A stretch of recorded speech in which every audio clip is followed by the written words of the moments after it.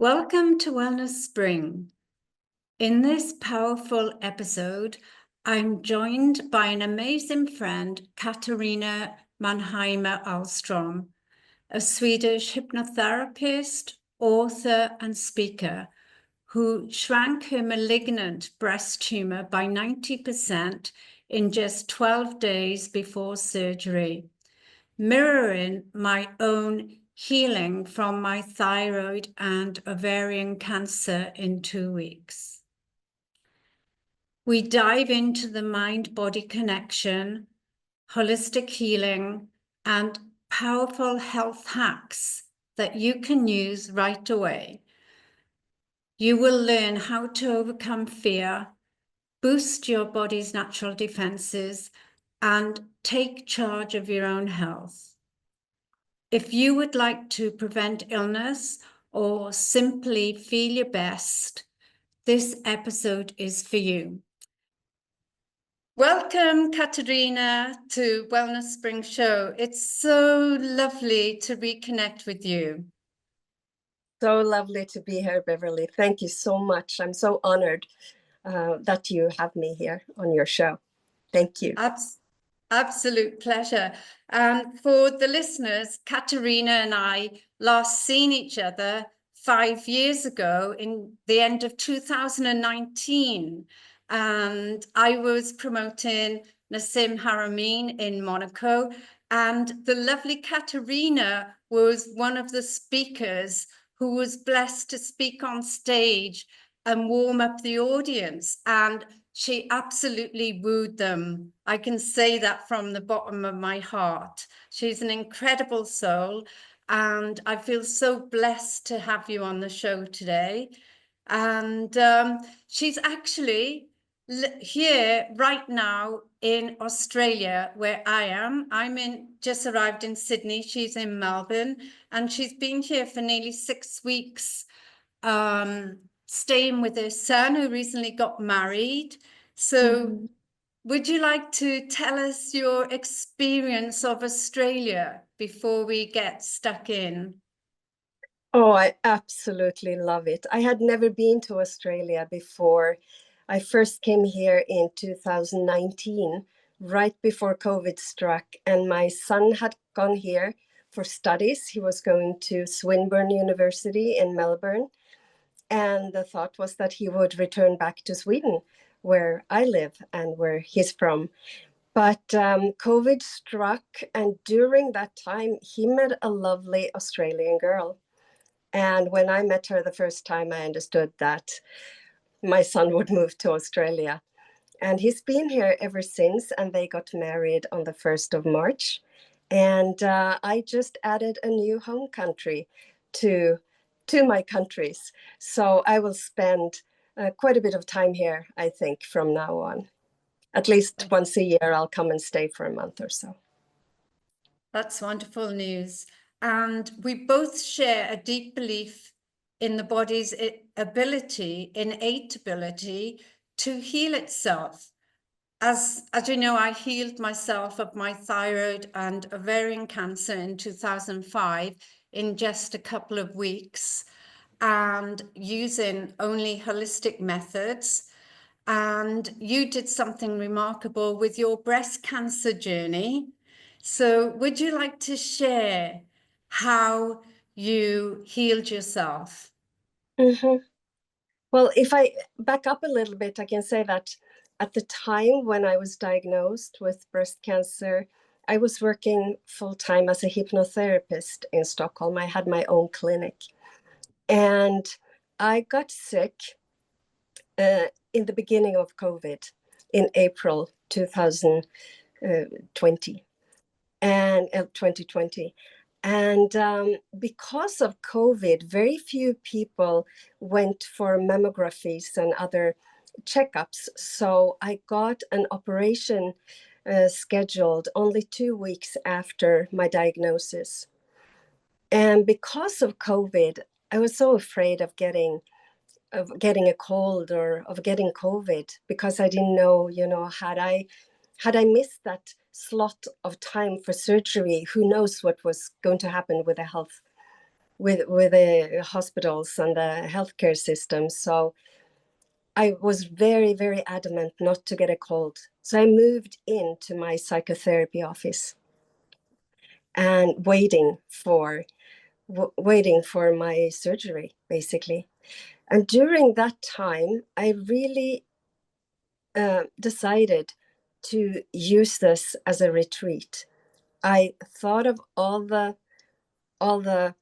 techniques that I already know, the meditations, the hypnotic techniques I know. I worked with really looking at myself from a compassionate point of view. I wasn't angry at my disease.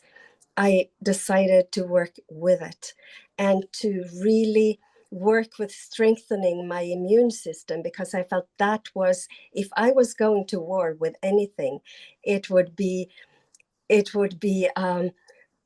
like it would be to strengthen my immune system. And and that means that I needed to be as calm as possible. I needed to sleep as much as possible. I needed to raise my frequency and be as positive as possible. So I decided to make it into a joyous, mostly silent retreat where I started every day with a visualization where I saw my tumor shrink. I could see it very vividly.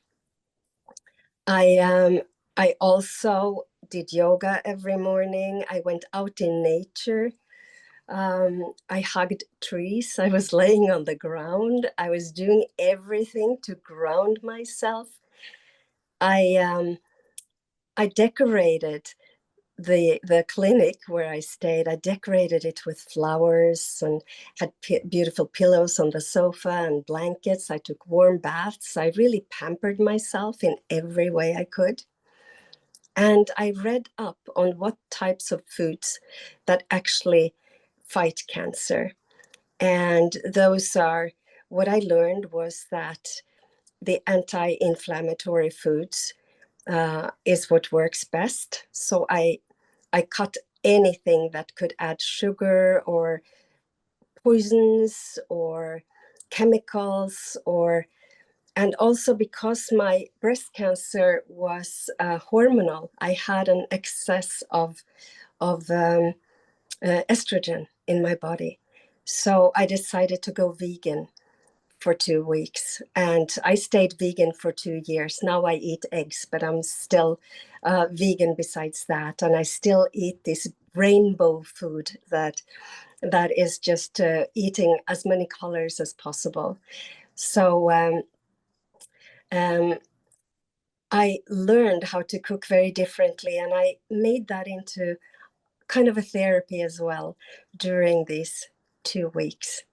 And I knew before I did hypnotherapy sessions with myself too, because I know how to do that. So I did that almost on a daily basis. And maybe most importantly, I asked my body for forgiveness that I had been so harsh towards it, that I had been so critical, so taking it so much for granted, and pressuring it to do things. You know, I worked really hard. I didn't stop when I was tired. I had stressed a lot in my youth. I had bulimia. I had an eating disorder. I had to ask my body to forgive me for all that I had done to it, basically. And my body answered me. It was as if I was having this prayer to my body that if you give me this chance, I will treat you in the best possible way that I can ever treat you. I'll give you the best food. I'll give you all the rest you need. I'll give you the exercise that is the best one for you. I was really talking to my body almost as a little child, and my body answered up. I could really feel that we had a connection. And during one of my hypnotherapy sessions, I I journeyed into my tumor, asking it if it had a message for me. And all of a sudden I saw a picture of the left side of my body, which in the yogic tradition represents the feminine side of the body. It was completely dead and lifeless. That's also where the tumor was, on the left, in my left breast. The right side of my body was really vibrant and strong. And I was thinking, oh my gosh, I've been working with psychology and with hypnotherapy. I've been spiritual during all of my life, but at the core, I have let my masculine side ruled my life. That's a part of me that has been the most active. I've been giving more, I've been trusting research and facts so much more than my own intuition. And when I understood that I had really myself behaved patriarchal towards the feminine side of me, something really melted away. And when I understood this and forgave myself for having been so harsh and for actually not allowing my feminine side to bloom, my feminine power to be in balance, I saw how for my inner eye, I could see how the left side of my body lit up again. And and the tumor started to itch. So I knew that something had happened. I had the biopsy measured that I had a tumor that had a growth rate of 8%. So I knew what kind of tumor I had, and I knew that it probably hadn't spread. After 2 weeks in this private retreat with all these wonderful foods, trying to laugh as much as possible by watching comedies, raising my frequency as much as I could, talking to my closest community, my closest people, my closest friends and family, going out for walks and yoga and eating this anti-inflammatory food and sleeping well and loving myself in every way I could think of. I went to have my surgery. They took out my tumor and it went really well. A week after I came back to the doctor who had done the surgery, and the doctor said that the good news was that it hadn't spread. Then she looked down into her papers and she said, you know, I don't know what has happened, but we did a biopsy of your tumor after the operation, of course, and that analysis shows that it shrunk 90% while you were waiting for your surgery. And she said, I can't really explain it, but these things happen sometimes. And being a hypnotherapist, I looked at her and said, I know what happened. I'm a hypnotherapist. I've been working on this tumor. I've been working on it with food, with hypnotherapy, with visualizations, and with all sorts of things. And she basically said, well, it probably didn't do any harm. But she didn't really believe that had anything to do with it. So I knew that it was not a good time to have a discussion. I just needed to let that go. But I know in my heart that I healed the tumor. And there was another thing that I was doing that I want to share. It is that I found on YouTube a sound frequency that is called 444 hertz. It is just a very strong tone. And it is said to kill cancer cells. So I took a small loudspeaker, like one of these headphones kind of loudspeakers, put it on the tumor directly because I knew where it was. And I played that frequency, 444 hertz, right into the tumor every morning and every night. And every time I did that, the tumor itched again. And I think that the things I did that made the tumor itch definitely helped shrink it. Wow, that's wonderful. And you uncovered a lot there. And I know, like, initially, how did they discover that you had the tumor? Were you going for a regular mammogram check because it was during COVID? You know, how did they get the diagnosis? Well, what happened was that I had been to a mammogram in Sweden. You go for mammograms, you're called to go for free mammograms once a year. I had been to mammogram 9 months earlier. I actually saw the tumor in the mirror myself. I saw a lump on my left Yeah. breast and felt that I was actually thinking that this was a benign thing. Maybe even I had been outside sitting in a pool for a long time, like in a hot tub. And I thought it was actually after sitting in the hot tub, maybe I had an insect bite or something. I couldn't explain it. It came from one day to another. But I went for a biopsy the day after I discovered it. So yeah. Wow. Wow. Yeah, when I had mine, my cancer, I was just started my clinic. So I was renovating it and working in it, and I was really stressed and had extended myself financially, emotionally, physically. You know, I was hardly sleeping because I bought an old house which needed renovating, and the garden was a shambles, everything about it. But my Mm, clients were so loving and supportive, and they were happy to see the journey. But a friend let me down. He offered to build a wall so I could have separation from the kitchen to the dining room. So it would be one big yoga meditation studio. And he said mm, he'd do an exchange. And in the end, he charged me double the highest quote. And I found out later he was desperate for money and didn't let me know. But then he was having hassle. But I just felt so betrayed. yeah. And I realized that was it. But I was manic and I lost 11 kilos, you know, Oh for my. a small person in a matter of about a week. It was mental. And I kept losing it. And then 2 weeks later, a friend came to visit whose husband happened to be one of the top oncologists in Australia. And she was a nurse and used to work sometimes at his clinic. And I Mm, said, oh yeah, I've been to see, you know, a friend of Brian's, you know, he gave me all these scans because he's got a new clinic and blah, blah, blah. And he said, I've got a big tumor here the size of an egg and one each on my ovaries and I need to see the doctor.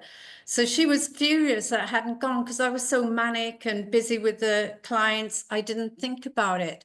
But everything happened really quickly, all my tests and diagnosis, you know, having seen a endocrinologist, a gynecologist, and so forth, and the oncologist, and they wanted to rush me in straight away and have surgery because my markers were, you know, through the roof and everything was through the roof. But something inside me said, no, next week we're going to the British Lions tour in New Zealand and I need a holiday.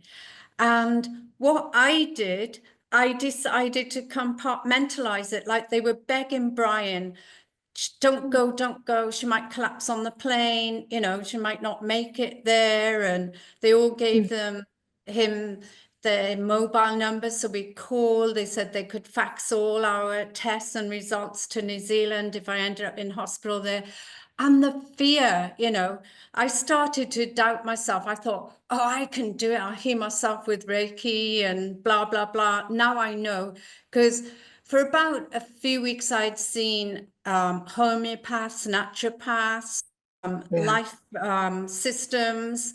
You know, I tried to do it. So the life system is like a bioenergy feedback machine and it reads everything in your body. And everybody was like, how's your relationship? How's work? You know, what's stressing you? And it was like nobody was giving me answers. And yeah, I just felt happy that I had the diagnosis. And I decided then I'm going to compartmentalize it and going on holiday. And when I come back, I'll deal with it. I said, I need this time to, you know, deal with it and Mm. accept what you're telling me. And I had so much fun, like meeting up with lots of friends, lots of singing. There was over 30,000 British people. The majority were Welsh at the time. There was lots of singing and laughing. And my cousin was a Reiki master also. She gave me healings. Her friends would give me all types of healings, doing meditations. So Mm. similar to your journey. And I wore a lapis lazuli crystal. And I had, because I knew I'd be wearing jeans, I put tiger's eye crystals in my pocket and just doing affirmations. But I went within in the nights when I was on my own. I'd go inside and I'd talk to the tumors and, oh, beautiful tumors, I love you. Thank you for giving me this opportunity to slow down and so forth. And like you, I visualized them shrinking. But tell us, did any fears come up? Because when I was going for my 3 monthly checkup, I wasn't aware of it. When I went to see the doctor, when I came back, they were like, something's wrong. Everything's disappeared completely. What has happened? They called it a spontaneous remission. Yeah. And then they were saying, could you have been pregnant? Could you have had a miscarriage? I was like, no, no, no. And like your response, they didn't want to know when I said what I'd been doing. It was just not, fathomable for them. They couldn't understand it. So Mm-hmm. did you go, obviously, I'm sure you went for 3 monthly checkups, and did fear put in his ugly head because you think, oh my God, I hope it's not coming back? Mm-hmm. Yes, of course. I had fear, but as a hypnotherapist, I've been working with a method for a long time where that is called you boil in your emotions. And I knew that fear was gonna come and that it was predictable. And every time I felt fearful, I just sat down with it and I invited the fear to just come and have me. And what I have learned is that if you allow a feeling completely, 100%, it will usually leave your system within 90 seconds. So the times when I felt fearful, I really welcomed it and I sat with it. And it took a few minutes and then I let it go. It's sort of what you do is you close your eyes, you just invite the feeling and you let it have its way with you. You let it implode in your body. And after a few minutes, it will dissipate because fear works the same way as laughter, for example. When we hear a joke, we will laugh and be really giggly for a few minutes, but then it sort of throttles off. And that's the same with every feeling. So anytime I felt fear, and I did, but I tried to, just like you, compartmentalize a bit. I compartmentalized my fear so that when it came, I dealt with it. And when it wasn't there, I absolutely didn't go look for it. And because it was COVID at the time, I also decided not to watch any news, not to fill myself with anything negative, because my goal was to raise my vibration, to strengthen my immune system, to lower my stress. So yeah, I was fearful when fear came organically, but I definitely didn't go look for it, and I didn't extend it. Yeah, I resonate with everything you say. Like, I was blessed to go away and be with friends and laugh and do fun things, be pampered, get loved, get nurtured, Yeah. be in sacred circles with my cousin and doing meditations and so forth.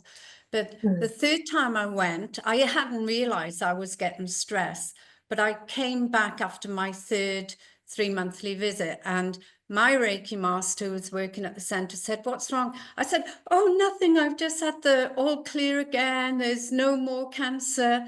And she said, "Why are you going? You are whole, you are complete. There's nothing wrong for you. If you go searching, If you go to see the doctors, you're looking for something. You're expecting something to happen. So she told me to bury the story, don't tell anyone, and keep raising my vibration and act as if nothing happened.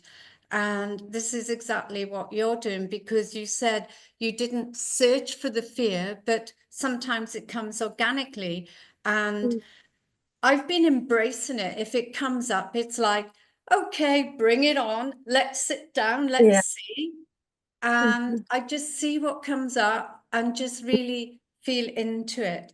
And also, what else? Forgotten what I was going to say now, but feel the fear and do it anyway. Exactly. Yeah. So I think my tumor was actually what I had done was that for 5 years I had been eating hormones because I was approaching menopause, and I ate hormones for 5 years. And I know that very seldom do they give this effect, but I think that my breast cancer on one level had to do with that. On another level, it had to do with not having honored my femininity, stressing too hard, always working too much. Yeah, because work represents the male aspect. And obviously, as workaholics, which most self-employed people are, and healers, because we're always rescuing, we neglect ourselves. It's like the chef hasn't got food in the fridge, the builder's home is in disarray. We're not Yeah. taking time out for me. You know, we might do the odd meditation or think because we're guiding meditations for others, you know, that's part of our journey, but we don't take the time out. But so you mentioned you are vegan, because I'm plant-based as well. So I really believe we are what you eat, you know, and you mentioned chemicals, and it's a common fact that, you know, the corporate farmers are spraying chemicals, and this is causing dis-ease, because now I believe we never have illness. We are whole and complete at our very core. We are divine beings, we're sovereign.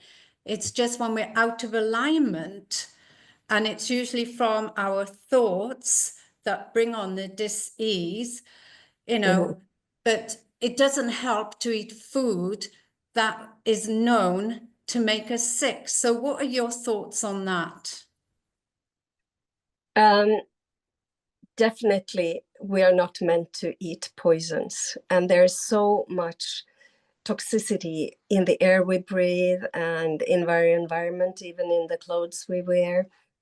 I absolutely believe that anything that taxes our system is creating some sort of disease in us. So trying to live as purely as possible will raise our frequency and will keep us healthier. It will help our immune system to get stronger, and in the end, it is the immune system that keeps us healthy. So being in alignment, just as you say, is so important. And also, I'm sure that we are of the same opinion. We create our own reality to a very large extent. Our vibration aligns with a reality, a timeline that looks a certain way. And to always go for the highest possible timeline in terms of what you align with is, in my opinion, a key. It's a key to living our best life and to Absolutely. And what, because I believe that food that is grown organically is vibrant, and it's a way of lifting our vibration. So what foods in particular would you recommend to the listeners to raise their vibration? Because you mentioned a rainbow. Yes, I mentioned a rainbow. I learned, I think it's more than 20 years ago, someone said that it is a good idea to eat at least 5 colors a meal. Eat 5 colors a meal at best, and at least 3. So I sort of took that into consideration, and when I had my diagnosis, I learned that there are foods that are really like medicine, that really fights cancer, and there are foods that are like poisons and that can cause cancer. So eating dark greens, broccoli, spinach, all dark greens, really good pak choi, paprika, peppers, red and green peppers, wonderful. Carrots, really good. And all avocado is really good. Nuts and seeds, really good too. And beans of all kinds, chickpeas, for example, also really good. Tomatoes, yes, that's fine too. So just think, sweet potato is also something that is really healthy. Potato is fine, but the best thing is actually to cook it and let it cool down so that the carbohydrates get slower. It is not as sugary if it has cooled down. So you can have potatoes in a salad, for example. And then I learned that strawberries are like anti-cancer medicine, and so is mango. Fruits have quite a bit of sugar, so just don't eat more than 1 banana a day, I learned, and maybe not more than 1 apple a day. But berries are just fine. Blueberries are extremely antioxidant, and I also learned that 3 cups of green tea a day lowers, a study in Japan showed that lowers the risk of getting cancer by almost 50%. Only 3 cups of green tea a day. So I started to drink these matcha teas. And yeah, and cocoa, raw cocoa is anti-cancer as well. Just to mention a few things. Yeah, that's great to hear that potatoes, that you need to cool them down, and it Yeah. saves the carbohydrate effect. And I'm sure the listeners would benefit from all those tips, especially about eating strawberries and mangoes and blueberries as anti-cancer and the green tea. Is there anything else that you would recommend that the listeners could do right now for themselves for preventative medicine? Stress down. That is basically the best medicine to create harmony in your body, and to know that this life is yours, and that no one will ever thank you for carrying a lot of guilt or shame or feelings that are really taxing on your system. Worry is also something that, the fact that we worry changes absolutely nothing at all. Thinking about it, the fact that you worry, what has that ever changed? It only creates stress. So just having these little tricks for, loving yourself more, being kinder to yourself, forgiving yourself more, relaxing more. This is your life. Make the best of it. Enjoy it as much as possible. That's my best tips. It's if we eat really healthily, but we're miserable all the time, it creates a lot of stress too. So just to really holistically try to live your best possible life, and let go of what you control. Yeah, let go of what you can't control. Yeah. And then there's also another thing that being very achievement oriented.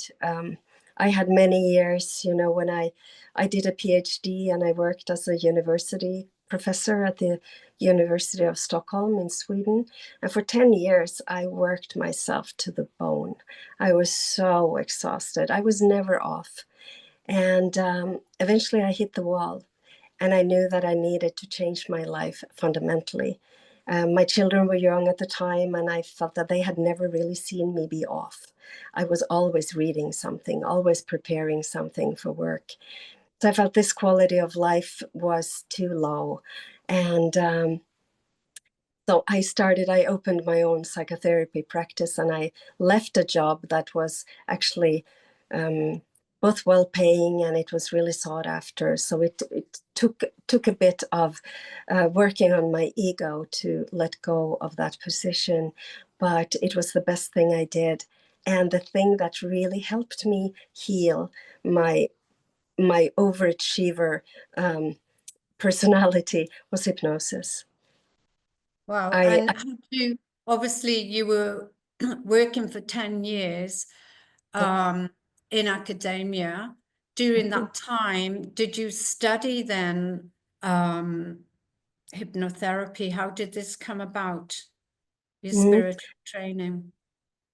Well, I taught psychology at the university, but I had never worked clinically. I had only worked with research and teaching. So during the time I worked at the university, I also did some training. I felt that I needed to know how to work with a client to be able to teach it at all.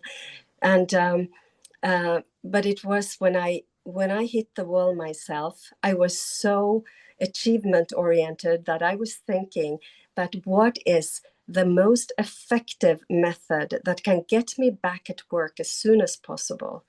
And I found in research that hypnosis had the fastest and best effects over time.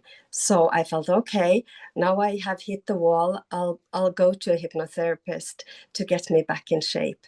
And it really did wonders. I healed childhood traumas. I did so much work on myself.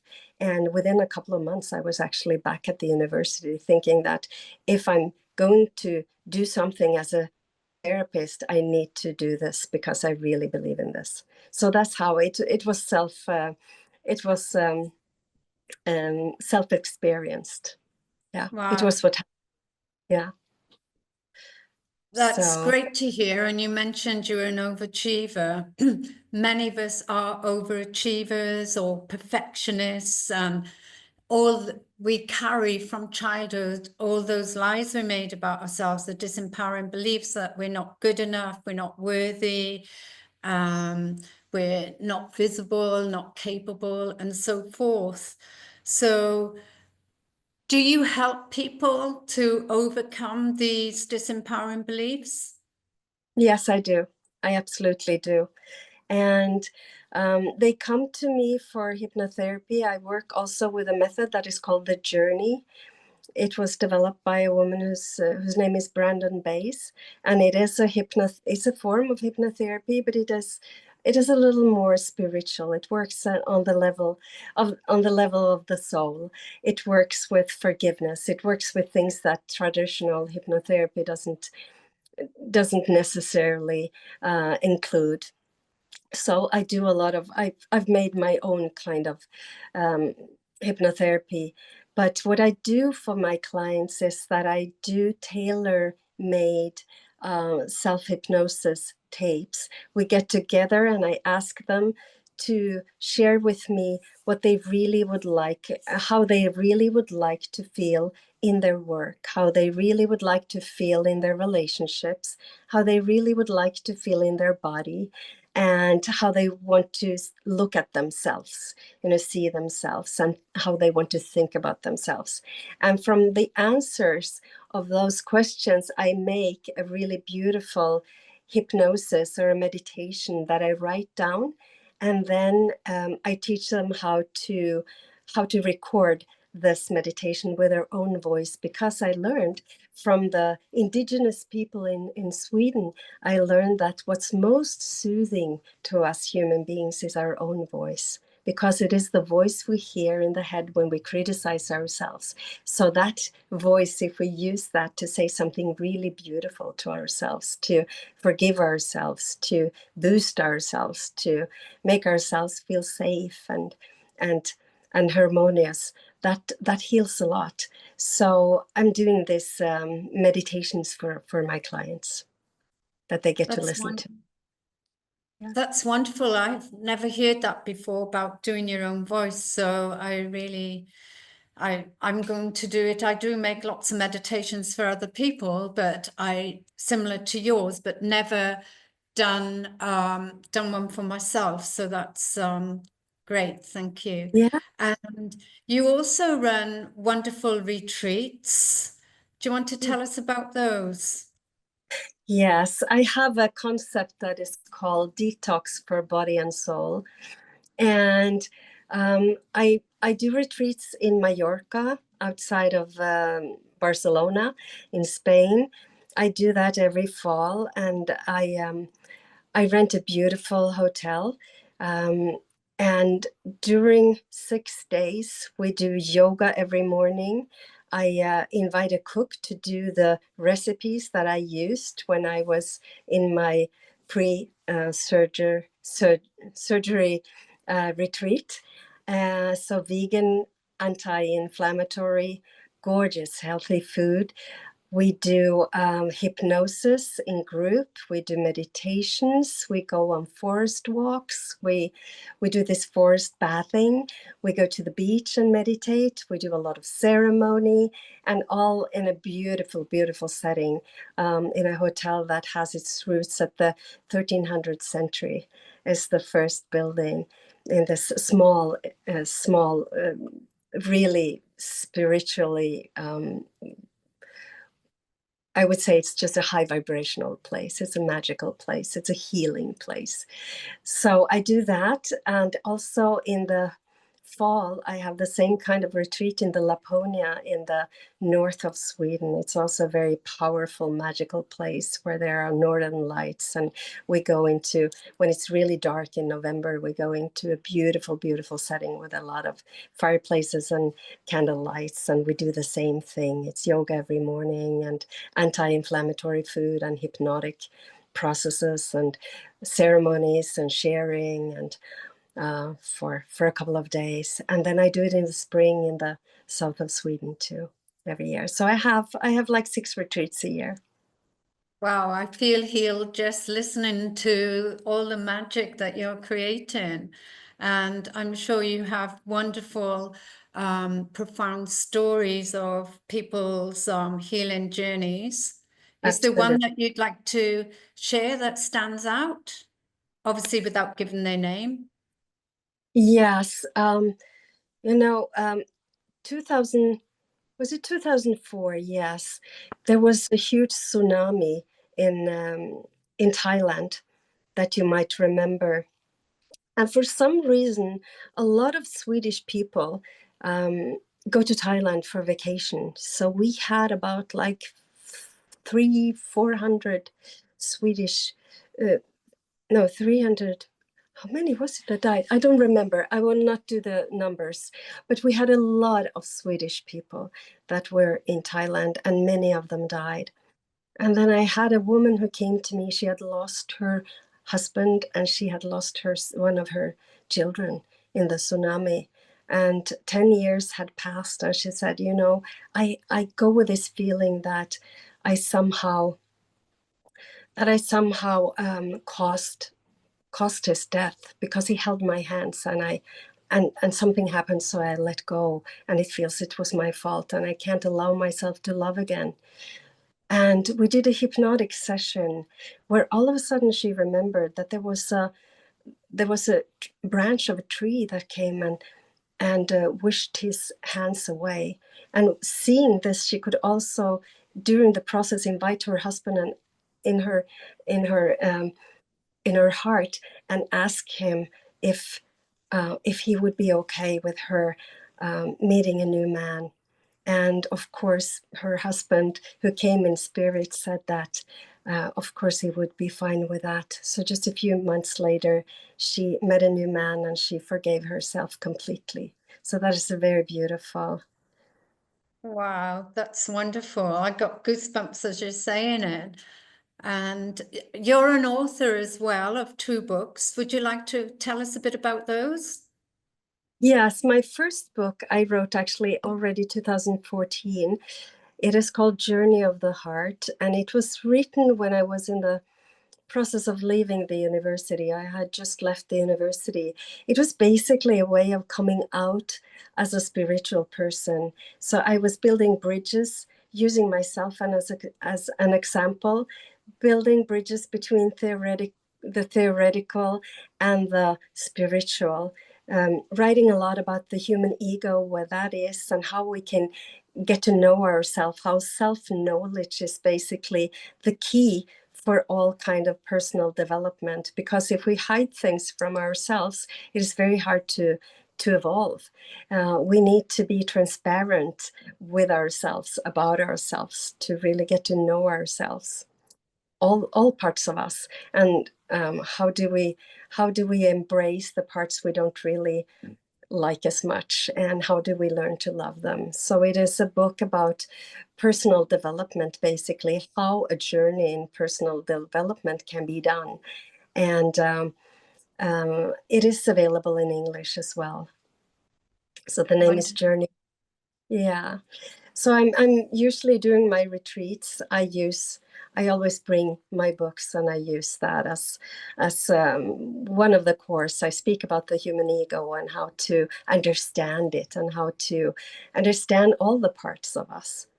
Yeah, And the second book is called I Will Get Through This. And that is a book that I wrote after my journey with cancer, because I felt it had been quite spectacular and that I had something that I could share. So it's basically the story of those, of my 12 days in this retreat, where I waited for my operation. And I also have recipes and some research about what foods that help. But that I have translated the book, but it hasn't been published yet in English. But it is translated, waiting to be published. So it will great. eventually. Yeah. That's wonderful, the journey of the heart, and I will get there. You know, it's very inspirational for people to look forward to. And where's the best place for people to contact you, to follow you, and read your next book?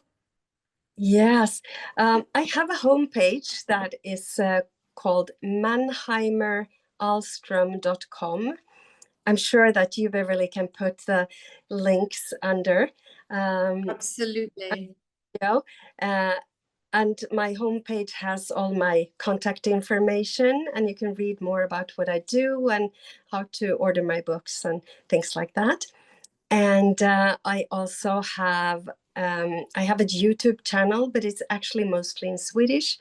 It is called Academy Compassion, and that is my YouTube channel. And I actually aim to start putting up more English material, because I spend almost half of my time in Mallorca in Spain, where I have a house, and I will be in Australia every year, and I will probably also have retreats here as we go along. Maybe with you, Beverly, that would be wonderful if I could come join you sometime.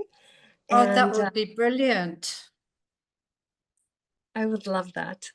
So I will put up more and more material in English, and I will put up some. I have meditations on my YouTube page, but they will be in English as we go along. And I also have an Instagram. It's Katarina Mannheimer, and on Facebook I have a professional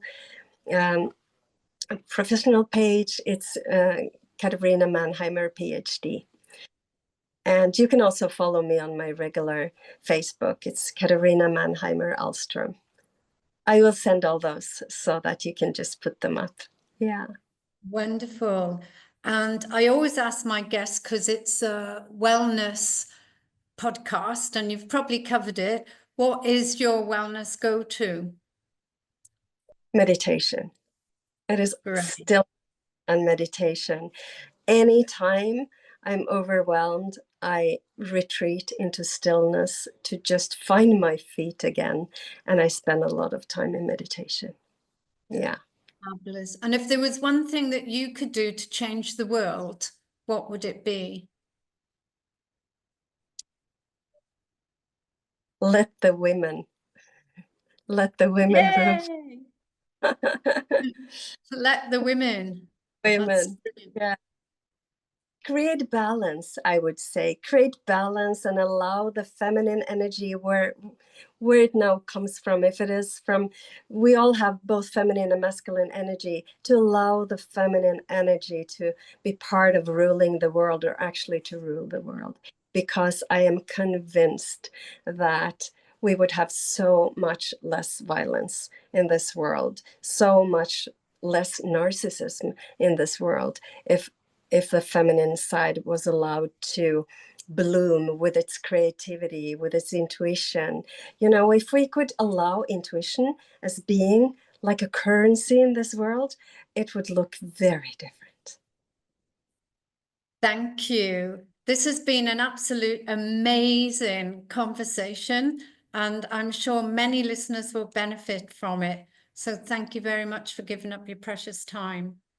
Thank you very much for having me. I'm very, very honored. It has been lovely speaking to you. Thank you. And thank you for listening.